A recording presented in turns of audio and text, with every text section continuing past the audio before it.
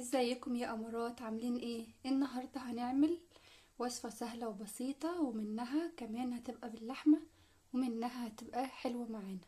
هنعمل النهارده طريقه عمل المكرونه باللحمه المفرومه، يعني زي طاجن المكرونه بالظبط، بس العكس ان احنا بنحط طاجن المكرونه في الفرن، انما ده هنعمله على البوتاجاز بكل سهوله، وطعمه كمان بيبقى خطير. انا بعمل مكرونه على طول، ما بعملش مكرونه غير بالطريقه دي باللحمه. لو عندي حتة لحمة حتى صغيرة بعملها بيها. عندنا هنا دي طماطم انا لسه ضرباها اهي في الخلاط ومصفيها كويس. وعندنا ده نص كيلو مكرونة، وده ربع كيلو من اللحمة المفرومة. وده هنا عندنا بصلة كبيرة مبشورة، وقرن فلفل رومي حسب ما انت عاوزاها حرة بقى، عاوزاها باردة زي ما انت عاوزة. وعندنا سمنة. هنحتاج بقى التوابل. نعمل الاول الصلصة. هنحط معلقة كبيرة من البابريكا ونخليها حمرا معانا، وهنحط نص معلقة من الكمون،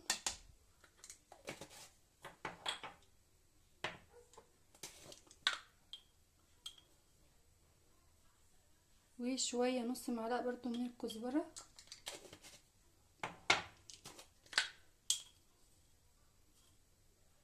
ومعلقة ملح، معلقة صغيرة يعني، وشوية من السكر علشان الطماطم ما تعملش حدحدة كده ويبقى طعمها مغير معانا. دي كده حاجات الصلصة. هنعمل حاجات اللحمة مفرومة.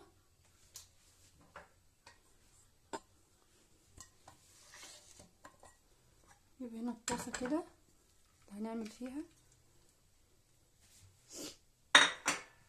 هنحط البصل بقى والفلفل. في ناس بتحط بصل بس، وفينا الفلفل. انا بحب الفلفل بطعمها وبخليها حلو، منه برضو فيه فيتامين سي حلو يعني. هنحط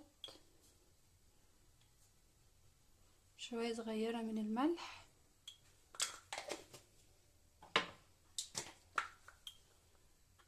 وربع معلقة من الكزبرة،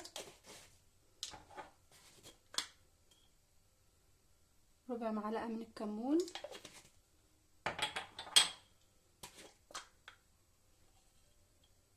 ربع معلقة فلفل اسمر،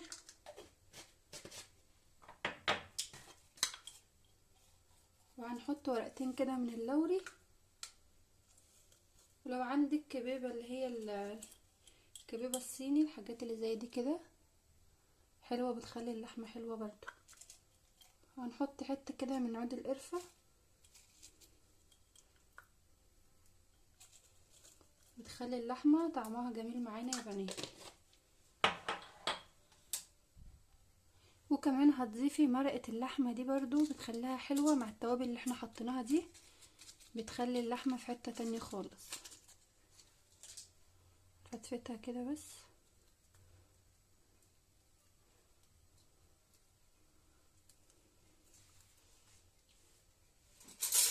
وهنحط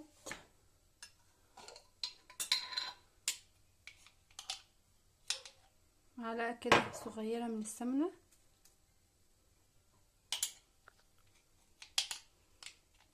وهنحط برضو زيها كده على الطماطم الصلصة. حط كمان حتة على اللحمة كده عشان تخليها حلوة. دي زبدة يا بنات، زبدة بلدي كده. دي هنسلقها في الاخر. كده المكونات بقت جاهزة معانا اهي. الصلصة اهي، نحطها على النار بقى تسبك براحتها خالص، ونحط اللحمة على النار تتعصج كويس جدا. في نفس الوقت ايه يعني ما ننشفهاش قوي، بس تتعصج معانا تبقى حلوة جاهزة اهي.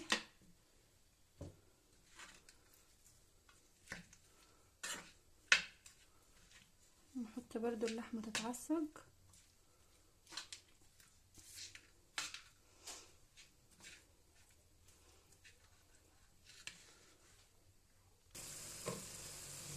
بصوا اللحمة يا بنات تبتدي هي ان هي تتعصج معايا. عملت ميه غطوها، انا كنت مغطياها بغطا كده علشان ما تنشفش معايا، يعني ما تنشفش معايا، تتحمر معايا وما تنشفش. نغطيها بغطا علشان تعمل ميه كده تطلع كل الدهون اللي فيها وتتعصج كويس جدا علشان طعمها يبقى حلو معانا في المكرونه. وصفه يا بنات اقتصاديه وعلى قد الايد، وممكن كمان تعمليها في رمضان، حلوه جدا ومش مكلفه خالص، ممكن تعمليها في رمضان.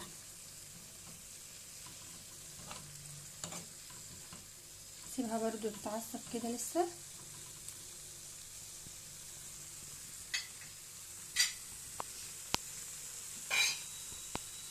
نغطيها. نبص برضو على الصلصه كده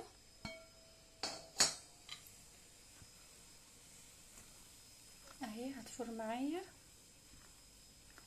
البابريكا حمرتها ازاي؟ حمرت الصلصه. انا كنت جايبه، احنا عارفين ان الجو ساقع اليومين دول، شويه ساقعه وشويه حر، بس ايه الطماطم بتبقى فيه صفرة مش حمرا، فنتصرف بقى نسبكها كده ونحط عليها شويه من البابريكا.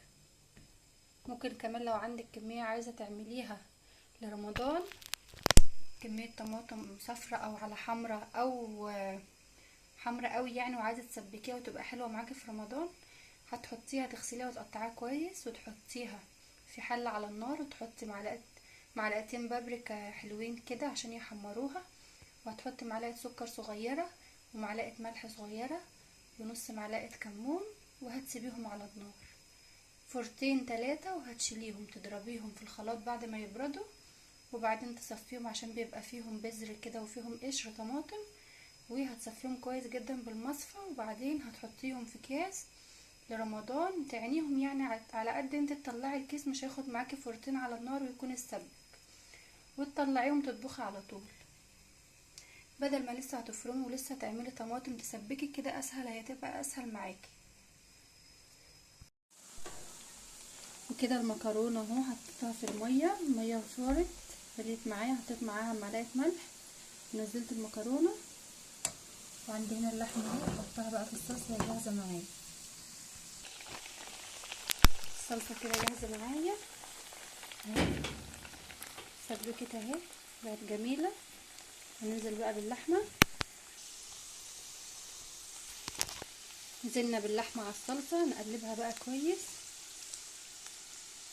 اهي.